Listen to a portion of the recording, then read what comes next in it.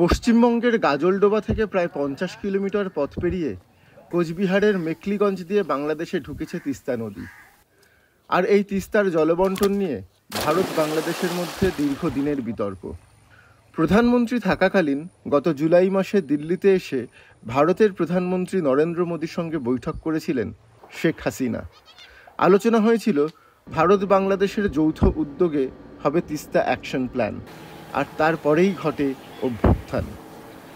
বাংলাদেশে নতুন অন্তর্বর্তীকালীন সরকার ক্ষমতায় এসেছে।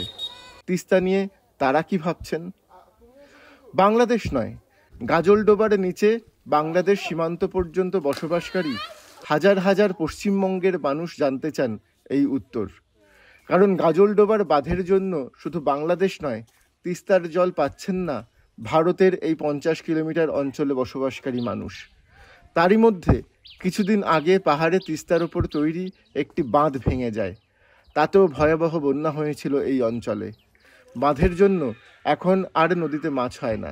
বন্যার জন্য চরে চাষাবাদও বন্ধ হয়ে গেছে। ওই যে সামনের দিক দিয়েই পিছন দিকে দিয়েই বাংলাদেশ ঢুকতেছে জলটা। আগে তো আমাদের সুবিধা ছিল, এখন তো আমাদের ওই যে ড্যাম ভাঙার পর থেকে এবার তিস্তার অবস্থা খুব খারাপ আছে। মানে মোটামুটি আগে তো মোটামুটি আমাদের এই যে চরটা ছিল চওড়া ছিল, এখন ওই যে ব্রিজের কিয়ার থেকে ব্রিজে যে কিয়ারের বাঁধটা হওয়ার পর থেকে আমাদের নদীটা চওড়াটা খাটো হয়ে গেছে। এই কারণেই আমাদের এখন বসতি হইতেছে না। আগে আমরা ওখানে ধান ক্ষেত অবশ্যই লাগাইতাম, এখন ওগুলো আমাদের কিছুই হইতেছে না। এখন চর ভাঙার পর থেকেই আমাদের এখন আগে তো জল কম উঠতো, এখন বাড়ি ঘরে জল উঠতেছে, বা এখন আমাদের গরু ছাগল ওদিকে নিয়ে যেতে পারতেছি না, সব ওখানে ডুবে আছে চর মধ্যে। বাংলাদেশকে জল দেবে না বলে আমাদের এই অবস্থা। যেমন এখন দেখেন ব্রিজ দিল, ব্রিজ হয়ে মাঝখানটায় ব্রিজ টেনে নিয়ে গেল এই পাশে, ওইদিকে বাদ দিয়ে দিল। ওই হানটা এখন এই পারে লাগতেছে, যেখানে দক্ষিণ পাশে যেগুলো বাড়ি ঘর ছিল ওখানে বাড়িতে থাকতে পারে না, ওরা সব ডাঙায় আশ্রয় নিচ্ছে। খেতি খামার সব নষ্ট হয়ে যাচ্ছে, বাড়িতে থাকতেও পারে না, গরু বছর নিয়ে থাকতে পারে না। ওরা যেটা ভালো মনে করবে ভারত সরকার বা বাংলাদেশ সরকার সেই করবে। এখন সরকার কি পরিস্থিতি নেয় সে সরকার বুঝবে এখন যে ভালো হয় সেটাই হবে, করলে ভালো হয়। যেন মাঝখানটায় আমরা মনে করি যে মাঝখানটা যে ক্যানেল হয়ে যায়, দুই পাশে বাঁচবে লোক, মাঝখানটায় নদী যাবে, তাহলে ভালো হবে। বাংলাদেশের নতুন সরকার যদি তিস্তার জল নিয়ে ভারতের সঙ্গে নতুন করে আলোচনায় বসে, তাহলে খানিকটা সুরাহা হয় এই অঞ্চলের মানুষের। সীমান্তের ধারে বসবাসকারী এই মানুষদের বক্তব্য, প্রতি বছর বন্যার জল ঢুকছে তাদের বাড়িতে, ভাঙছে পাড়, ভেসে যাচ্ছে ক্ষেত। তার উপর তিস্তার ওপর নতুন সেতুর কারণেও নষ্ট হয়েছে জমি, অসহায় অবস্থা তাদের। আমাদের সমস্যা খালি একটাই, মানে এদিকে তো বিএসএফরা ভালো পাহারা দেয়, পাহারা না দিলে আমরা এত কাছে থাকতে পারতাম না। কিন্তু এই যে আমাদের মাঝে মাঝে কি বছরে 2-3 বার আমাদের বন্যায় চুবান খেতে হয়। বান নাই, বান একদম ভেঙে গেছে। এই বাঁধের জন্যই আমাদের কষ্ট। বানটা যদি একটু ভালো করে দিত তাহলে এত বড় গ্রামটা সবাই মানে সুরক্ষিত থাকতো।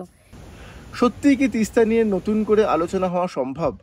তিস্তার উপর যে নির্মাণগুলি হয়েছে তারই বা কী অবস্থা? এখনই ওই হাসিনার সফরে জুলাই মাসে যে কথাবার্তা হয়েছে সেটা ধরবেই না।